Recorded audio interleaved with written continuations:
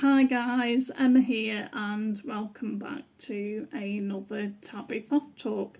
Today I'm going to talk a little bit about the Emperor and a few symbols on the card and how they work for myself in a reading. May get a little bit contradictory, we'll see what happens. So the Emperor, he who sets order. So, when I look at this card, it always strikes me how red this card is, how fiery it looks with the colour. And this is because of the astrological associations with the card, which are Aries, which is ruled by Mars. Now, there are lots of fire type symbols in here in that respect. So we start with the ram's heads at the top for Aries. Again, the ram's head here on the scepter. And then also the way that the Emperor is sitting. He's sitting in the glyph for sulphur. He's, if you can imagine, a cross here and a triangle at the top. That is the glyph for sulphur. Sulphur is also about fire energy, that swift, creative, moving, getting things done type energy.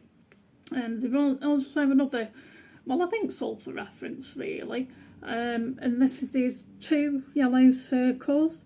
They've got a 16 pointed star in them, and 16 is the number on the periodic table as well. Other symbols that sometimes stick out to me are the fleur-de-lis at the bottom, which relates to government, and the bees in the Emperor's clothing too. Bees are very energetic creatures, very industrious, organised, and have a great work ethic and govern themselves really successfully. So this is what the Emperor likes to try and do too. In that, so those are the symbols that I generally play to. There are loads more in there. Those are the ones that I'm drawn to mostly. So the good old Hey Tzaddi switch. Go with what works best for you. If you're going to use those layers in your reading. Crowley, as I understand, he was very much into explore things first, see what works best for you, and then form your opinion then.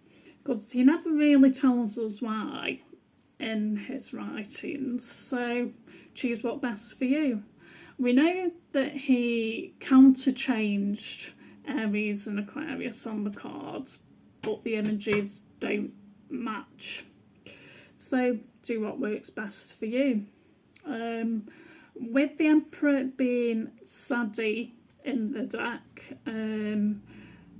with regards to the Tree of Life, he's sat around, excuse my pronunciation, it's probably really bad, Netzach, and that's about emotions, enjoyment, pleasure and bliss, which links him back to the Empress. And then Yesod, which is like that astral light, the filtering before manifesting into Malkuth. So he's about regulating his emotions there and those desires and redirecting that energy for the greater good. So really, he's about taking responsibility, being rational, and considering consequences to actions. Go with what you think works best. I quite like the Tzaddi switch, but I like to be a little bit different, because he does mention in the Book of Law, I think it's part 1, paragraph 57, and he speaks there to say, all these old letters of my book are aright, but Tzaddi is not the star. This is also my secret, my prophet shall reveal it to the wise. It doesn't really give you very much, does it?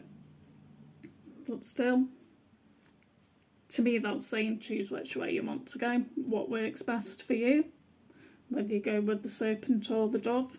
They also feature in the Tower card too, so we'll see more of them then. Okay, enough from me. See you again soon.